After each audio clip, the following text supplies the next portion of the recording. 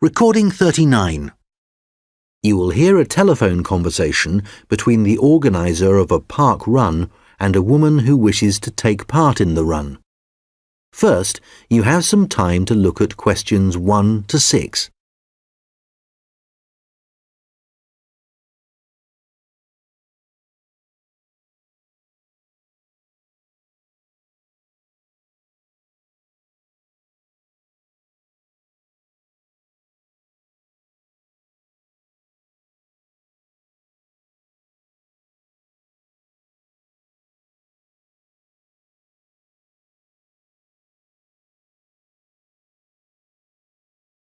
Good morning, Dave Smith speaking. Hi, could I speak to the organiser of the Preston Park Run? Yes, that's me. Great. I was talking to some friends of mine about the run, and they suggested I contact you to get some more details. Sure. What would you like to know?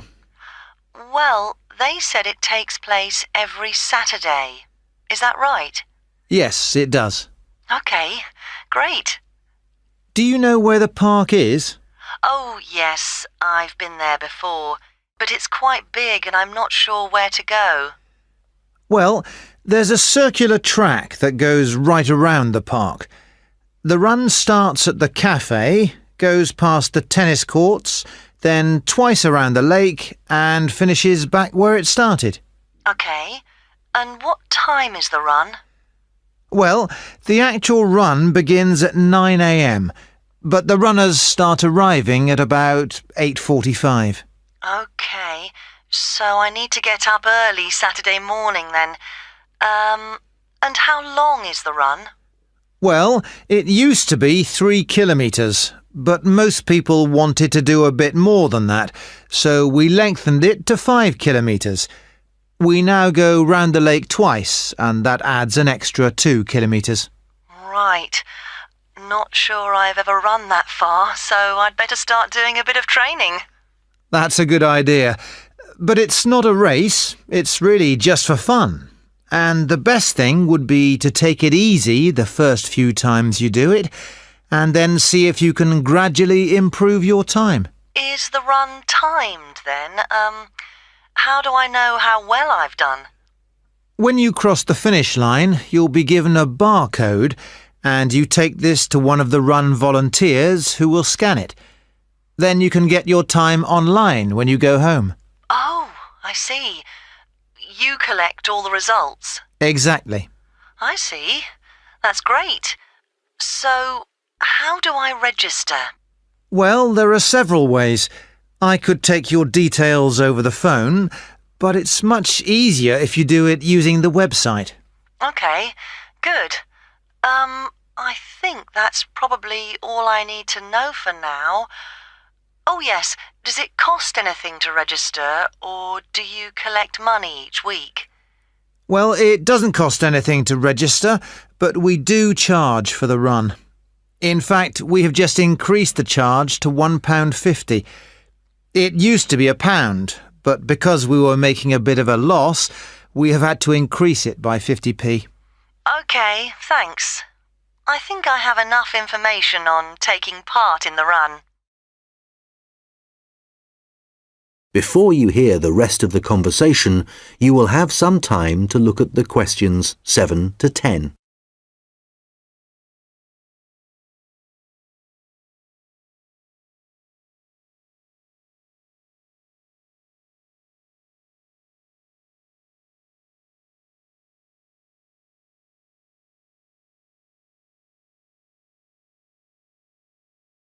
Now listen and answer questions 7 to 10. You mentioned volunteers. I have a friend who is interested in helping out. Can you give me some details so I can pass them on to her? Sure. Well, you need to ask your friend to contact Pete Morn. He manages all the volunteers. Okay. I didn't quite catch his surname. Was it Morn? M-O-R-N? No, just a bit more complicated. It's M-A-U-G-H-A-N.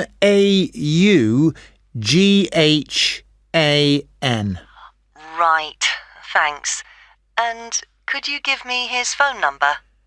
Yes, just a moment. It's here somewhere. Let me just find it. I've two numbers for him. I think the one that begins 01273 is an old one. So use this one. It's 01444 73290.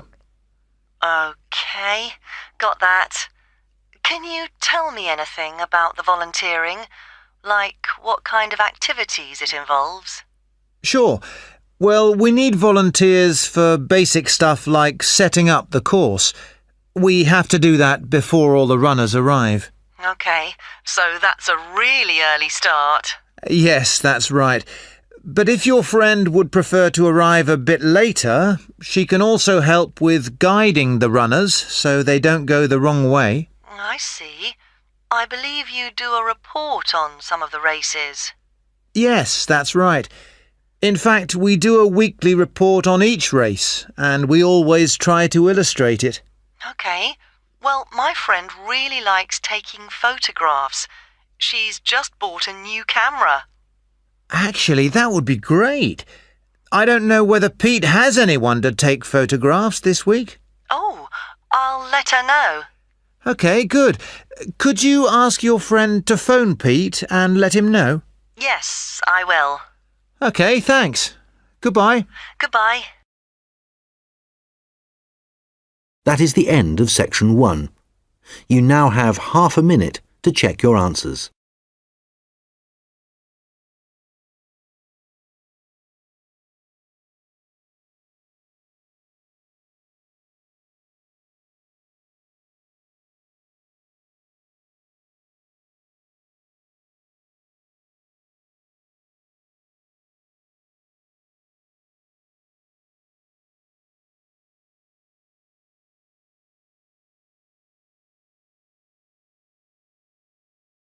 Now turn to section 2. Recording 40. You will hear a recorded message about a bus tour. First, you have some time to look at questions 11 to 14.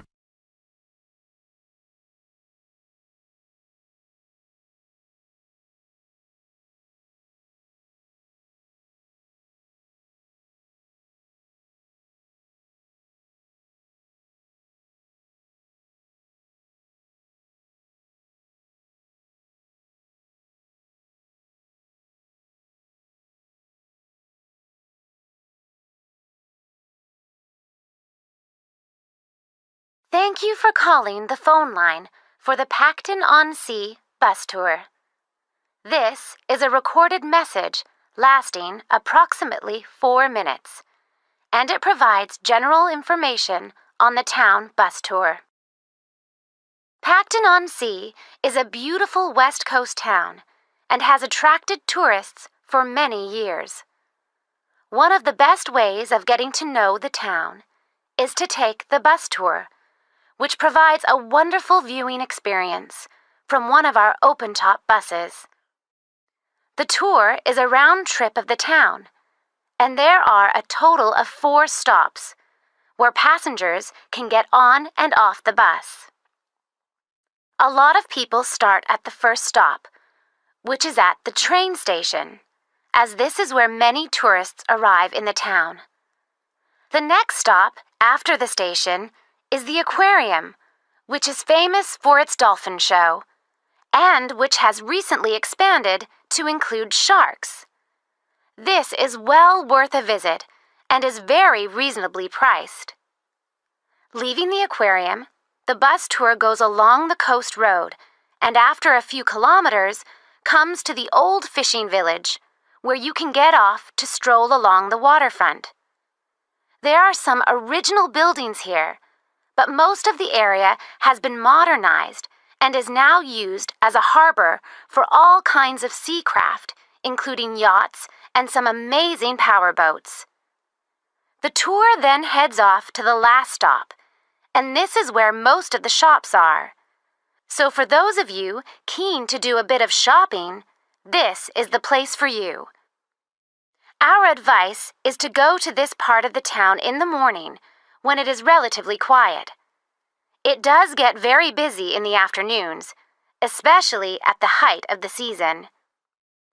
This area of the town includes an ancient water fountain where many people like to have their photograph taken, so do look out for this. Before you hear the rest of the conversation, you will have some time to look at the questions 15 to 20.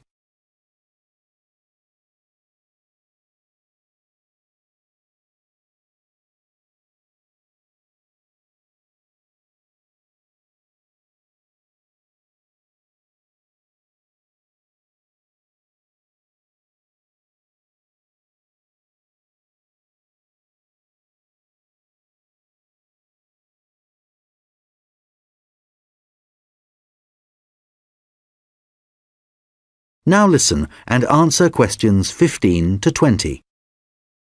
Now, some details of the costs and timings. A family ticket, which includes 2 adults and up to 3 children, costs $30. An adult ticket costs $15. Children under the age of 15 are $5, and student tickets are $10, as long as you have a student card. All tickets are valid for 24 hours, which means that you can get on and off the bus as many times as you like within a 24-hour period. So you could, for example, start the tour in the afternoon and complete it the following morning. The first bus of the day leaves the station at 10 a.m., and the last one of the day leaves at 6 p.m. Buses leave every 30 minutes, and each tour takes a total of 50 minutes. There are many attractions at each of the stops, so wherever you get off the bus, there will be plenty to do. The bus tour tickets do not include entrance to any of these attractions apart from the museum, which is located near the aquarium.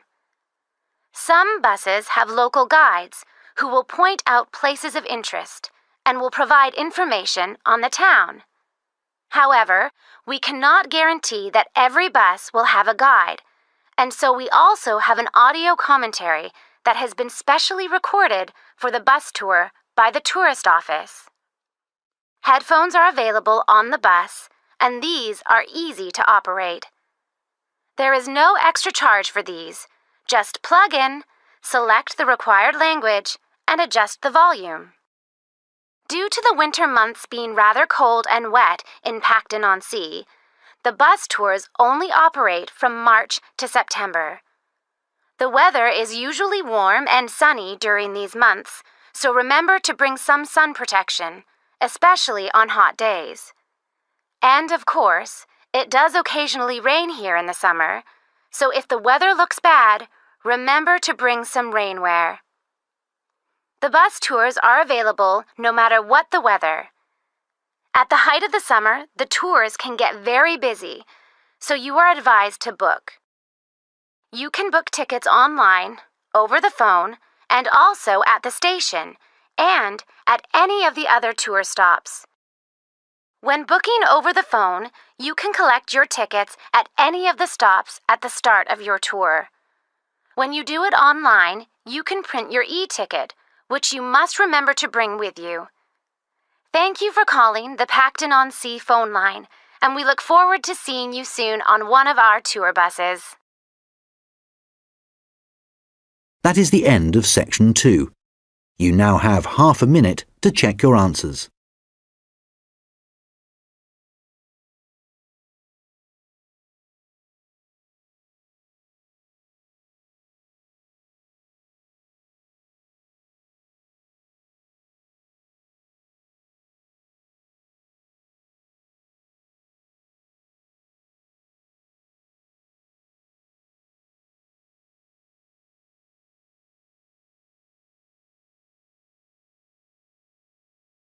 Now turn to section 3.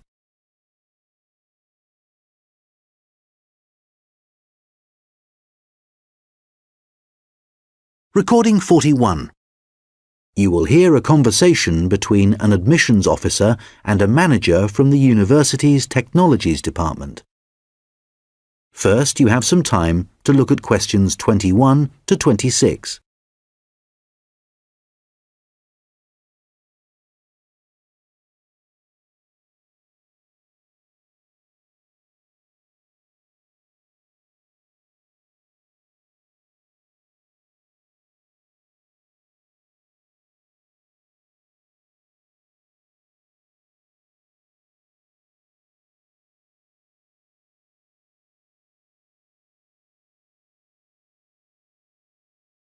Hello, I'm Randy Agotra from the Technologies Department. Ah, yes, good.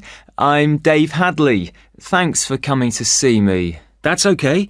I believe you want us to do some work for you. Yes, that's right.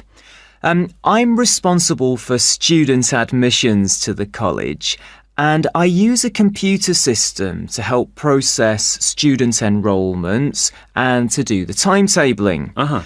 But it really doesn't suit the way we work these days. It's over 10 years old, and although it was fine when it was first introduced, it's just not good enough now. Okay, what problems are you experiencing? Well, 20 years ago, the college was quite small, and we didn't have the numbers of students or tutors that we have now. So the system can't handle the increasing volumes? Well, there's a lot more data now, and it sometimes seems the system has crashed, but in fact, it just takes ages to go from one screen to the next. Right. Is that the only problem? Well, that's the main one, but there are others. In the past, doing the timetabling was quite simple, but now we have a lot more courses, and what's made it complicated is that many of them have options. Right, but the system should allow you to include those. Well, no, it doesn't. It was supposed to. And a few years ago, we did ask someone from the technologies department to fix it, but they never seemed to have the time. Are there any other issues with the system? Well, I've been given extra responsibilities, and so I have even less time to do the timetabling. If there was anything you could do, Randir, to make the process more efficient, that would be really helpful. Well, it sounds like you could do with an assistant, but that's obviously not possible. So what about having an online system that students can use to do their scheduling? How would that work? Well, it may mean less choice for students, but we could create a fixed schedule of all the courses and options, and they could then view what was available. And work it out for themselves. That sounds great. OK, so we'll need to decide whether or not to improve the existing system or to build a completely new system. Well, I'd much prefer to have a new system. Quite frankly, I've had enough of the old one. OK, that'll probably take longer, although it may save you money in the long run. When were you hoping to have this in place? Well, it's January now, and the new intake of students will be in September. We need to start processing admissions in the next few weeks, really. Well, it will take more than a few weeks, I'm afraid. As an initial estimate, I think we'll be looking at April or May to improve the existing system, but for a new system, it would take at least 9 months. That would be October at the earliest.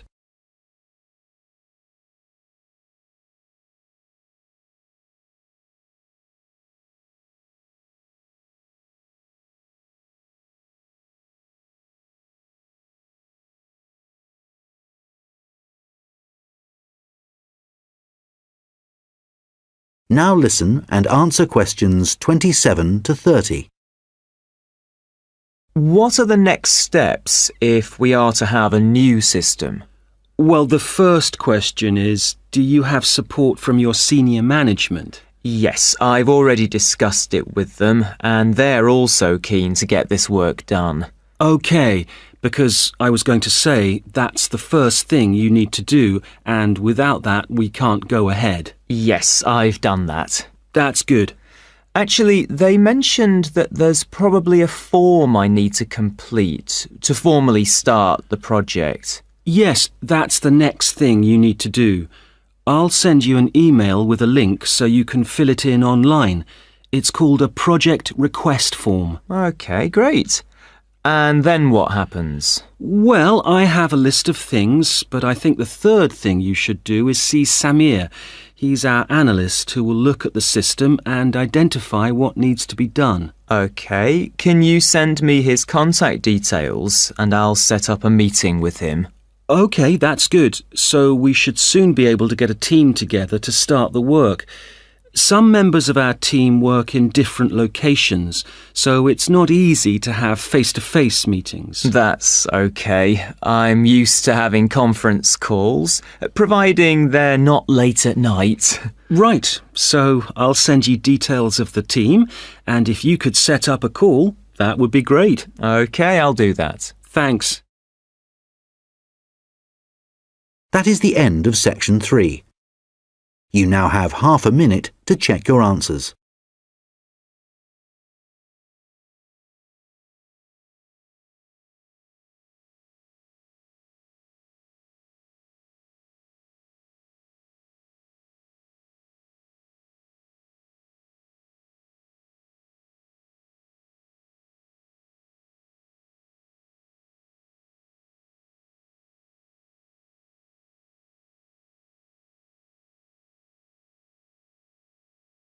Now turn to section 4. Recording 42. You will hear a lecture about how the production of ceramics, such as plates, pots and glass, first began. First, you have some time to look at questions 31 to 40.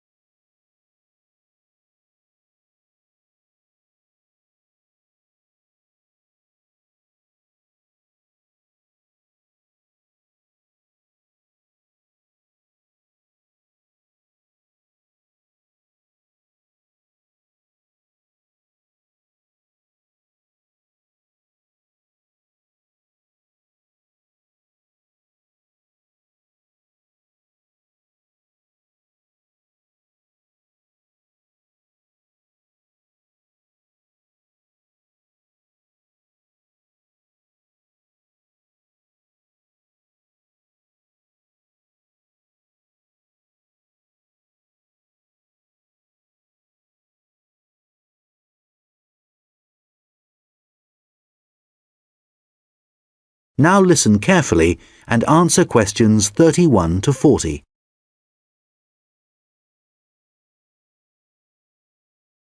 Hi everyone. Today I'm going to be talking about the origins of ceramics. So first of all, let's start off with what is a ceramic?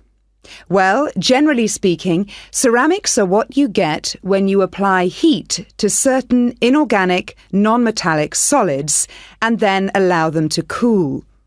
And examples of ceramics are everyday things like earthenware pots, crockery, glassware, and even concrete. So how did it all begin? Well, it all started around 29,000 years ago, when humans discovered that if you dig up some soft clay from the ground, mould it into a shape, and then heat it up to a very high temperature, when it cools, the clay has been transformed into something hard and rigid. And so what did those first humans do with their discovery?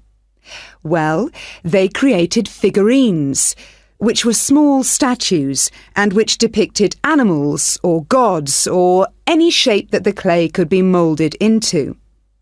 And all this activity was centred around southern Europe, where there is also evidence of ceramics that were created much later. The early humans also found a practical use for their discovery, such as storing things like grain, although there were drawbacks. The pots were porous, so that although they could carry water in them, it wasn't possible to store it over a long period. And also they were quite brittle and shattered very easily if they were dropped. But despite these problems, it was many thousands of years before there were any improvements. In China, at around 200 BC, they discovered that by adding minerals to the clay, they could improve both the appearance and the strength of the ceramics. But it took nearly 1,000 years before they perfected the process to produce high-quality ceramics known as porcelain. And once they had perfected the process, they kept it a secret for another 1,000 years.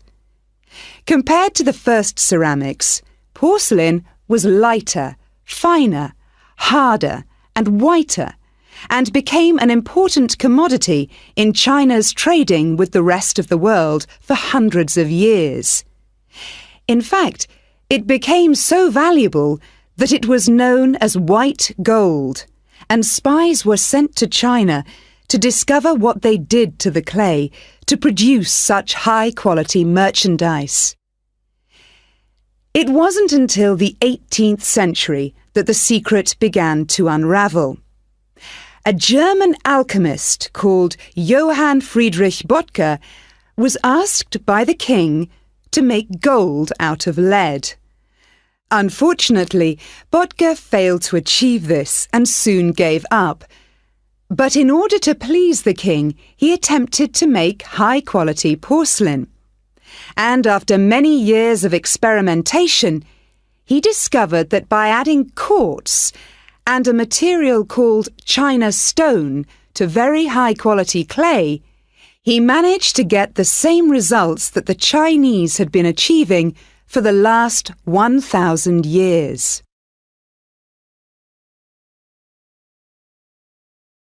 We'll now look at another ceramic which is made from mixing sand with minerals and heating to over 600 degrees Celsius. When this mixture cools, the result is, of course, glass. The main difference between ceramics made from clay and glass is that clay is made up of crystalline plates which become locked together in the cooling process, whereas glass cools too quickly for crystals to form. Apart from that, the process of heating up naturally occurring materials to transform them is the same.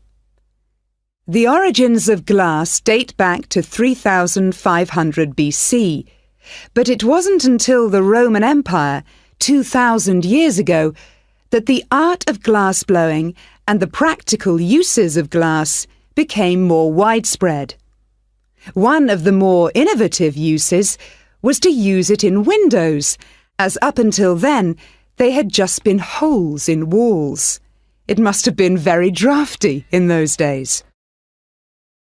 The Romans were also responsible for inventing concrete, and although the origins are uncertain, experts think that this is largely due to the high level of volcanic activity in the area. The Romans observed that when volcanic ash mixes with water and then cools, it gets extremely hard and almost impossible to break up. The chemical reaction that follows is very complex and continues for many years, and the concrete just keeps getting harder. Evidence of this are the numerous Roman remains that are still standing, many of which are almost completely intact. One of the most important facts about concrete for the Romans was that it can be created underwater. As the Roman Empire grew, the Romans needed to take control of the seas, and for this they needed to build harbours capable of holding a fleet of ships. Pouring concrete mixture into the sea immediately started the hardening process, and rather than just dissolving in the mass of water, the substance was tough and long-lasting. This strange characteristic of concrete made a significant contribution to the success of the Roman Empire.